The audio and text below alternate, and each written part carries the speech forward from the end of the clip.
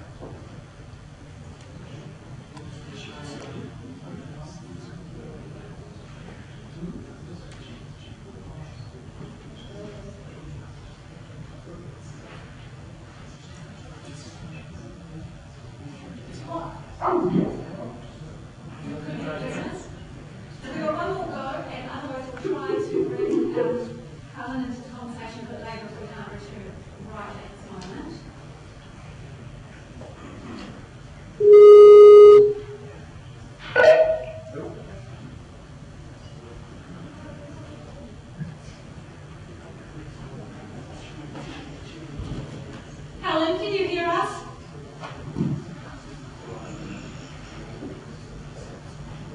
Technology.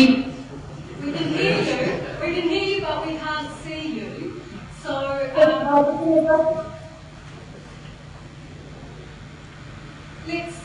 let's perhaps give it a go. And if you miraculously appear on the screen, all the better.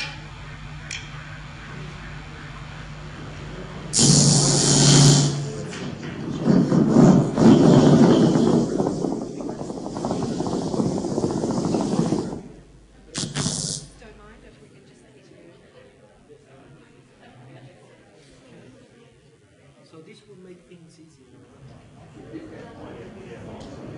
Are you still with us, Helen?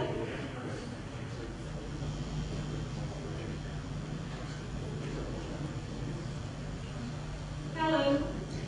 I think we'll try Helen again later, which means we'll move on to...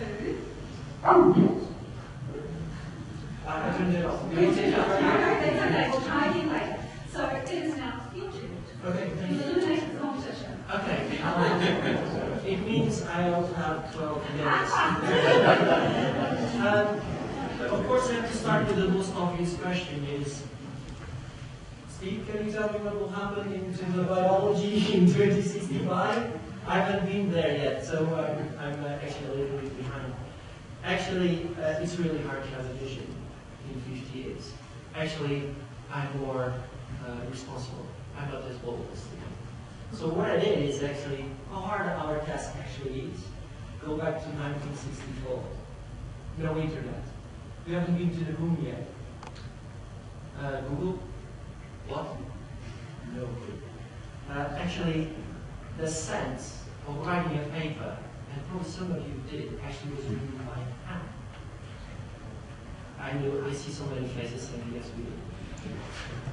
So the things changed dramatically. In 50 years, we have a very strong Antarctic treaty. Actually, we have a color TV. By then, it didn't. Actually, in 1964, Wanda was 39 years old, which are all right now. But one important thing that I want to make across, it is very likely that science that we're going to do in 50 years will be far more different what we've done in the last 400 years. It's not just me saying that. So actually, I think technology and science will continue conducting science and future in the next 50 years will actually be dramatically different. Just look at how technology evolved in the last 15 years. Now we have a computer that is not attached to anything. You'll be talking to Alan in the US. Can you imagine that 20 years ago? No. So I think we are living in an era that is actually quite exciting. And I have to be humble from the marine perspective. We still know very little about the Southern Ocean, how we will cope with the major changes that we're facing. There's a huge background in terms of biology that actually makes the Southern Ocean quite changeable. We've been whaling where a huge impact, human impact for the last 200 years in terms of whaling is something that, that sense of equilibrium inside the ocean can be quite problematic. But you can get huge advantages most recently. But it's just to tell you that from a marine perspective, you have to be conservative. But if we want answers, there's three major points that I want to make today. First is that the changes that we expect in the future, and Steve actually mentioned that, and I'm quite happy we introduced this theme, is that from a marine perspective, we will see major effects in terms of environmental change and ocean acidification. Actually, what we expect, and actually we're writing those papers now, Julian, Andrew Constable, and so on, there's a group of people from this community that's writing this vision of what might happen in the coming future. And we know there will be major effects from the coastal areas, to the Baltic areas, to the deep sea. There will be major effects as it is being predicted. So what I can tell you, and this is how much we still need to know, is that even the same species might behave differently to climate change or ocean acidification in different parts of Antarctica. So we have a major problem with this. So we can't really generalize for all the species. Secondly, there are still major gaps, even on the models that we're trying to break in terms of food webs. For example, particularly the middle parts, we have a reasonable, or trying to understand a little bit what happens in the lower trophic levels, like algae, krill, and so on. There's still a lot of things to know, a lot on the top predators. But for example, squid. I was just doing a review on squid, and if you go there with a research vessel, you catch 4 or 5 species. If you use a top predator, we're talking about 40 or 50 species. And we don't need to handle the predator, but this is just to say to you, if you really need to understand the southern ocean ecosystems, probably you have a major vehicle that still today, and probably in 2065, will be a major source of information. Just to tell that today, this review I'm doing, with a species that is called still species F.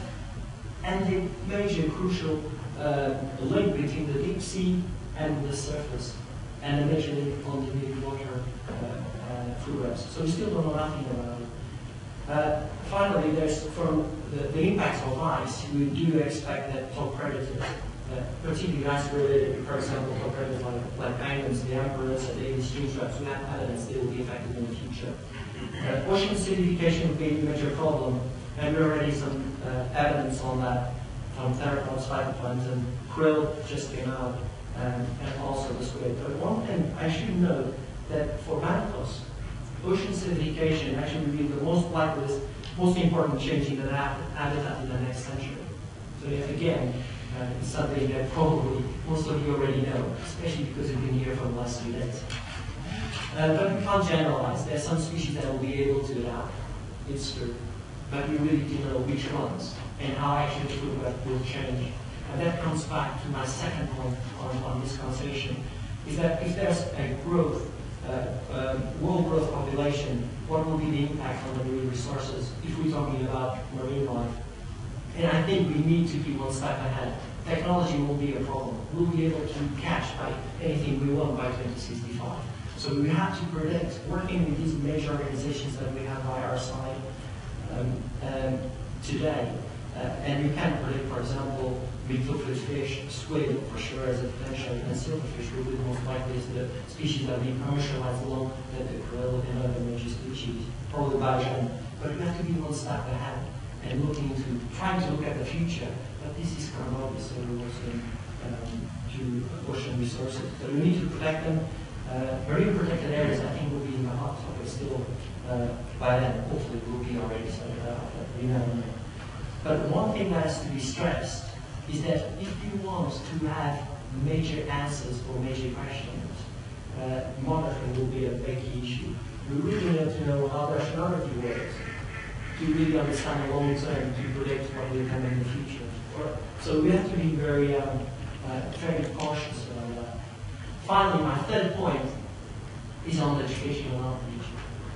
The perception that how we look at education in 2065 will be very different. But in impacting animals like penguins, seals, or a scientist doing geology in the field will be as interesting. People will want to share that knowledge with you, and the interest will maintain. But you have to have that in mind, like Marta did in her vision many years ago.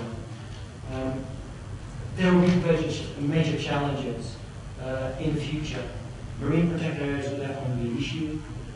We have to be cautious, for example, on the amount of research bases on the coastal areas, the human impact that we already have all over the world, but in terms of land use base change, pollution, exploitation, invasions.